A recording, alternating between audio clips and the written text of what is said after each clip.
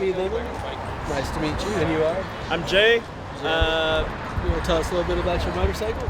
Yeah, it's a 2009 V-Rod Muscle with the Killer Custom monocoque body kit. As you see, they converted it to a monobody instead of having 3 pieces.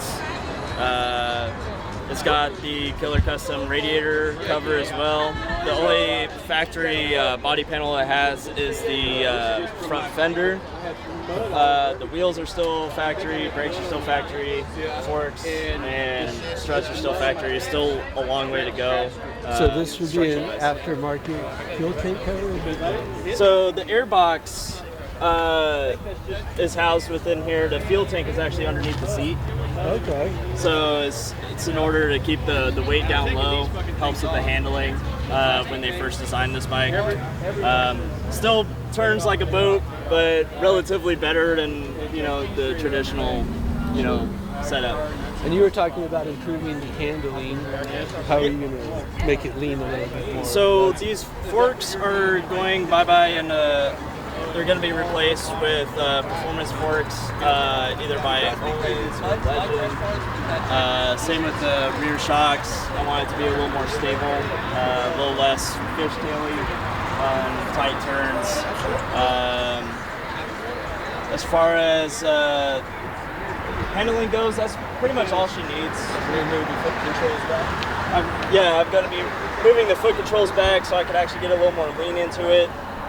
Straightens out the posture because as of right now, especially with these handlebars, I'm kind of bent over like a taco, and whenever I hit a bump, it hits the lower back. So it's both for comfort and functionality. The next step is definitely heating up the performance as far as horsepower goes. The heads are going to be sent to Hammer Performance to go get part and polished. It's getting stronger valve springs. I'm putting on one of the turbo kits that are available for this bike. Running low boost around 8 pounds, I believe it is. So with low boost, do you have to change the compression ratio at all, or will the engine be able to handle it? The engine should be able to handle it. According to the people who designed that kit, they tested it with mostly stock V-Rods, and with a proper tune and simple modifications like putting in beefier injectors, probably better coil packs, just to help the engine not lean out when you add boost to it, because you're just going to shove much more air. You need to compensate by adding more fuel. So Right. That makes sense.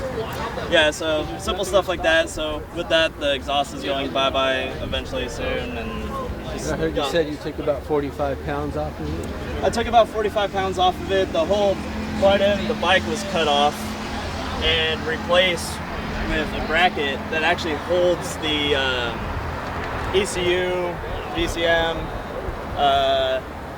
and it's all housed in the back here behind this little access panel. Okay. So, and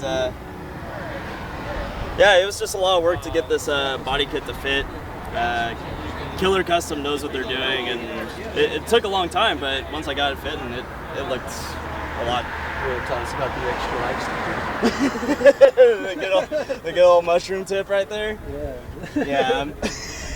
It was kind of a running joke, like in my shop.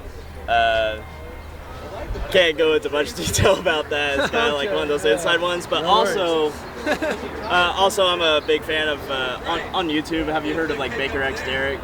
No. Well, like one of the guys I follow, who's been on YouTube for a while, isn't like one of like the mainstream ones, So I kind of like his kind of independence as far as that goes, and just his randomness. And he actually had that sticker on his website, and it just worked out so well. I was just like, oh, this fits up with the inside joke. Hey, it goes well, and the placement's perfect. Oh yeah. So yeah. With that, I don't really have much else aside from handlebars, It's got like dirt bike style bars on there that just fit perfectly with that kind of clearance there. And outside of that, there's not really much else to tell about her.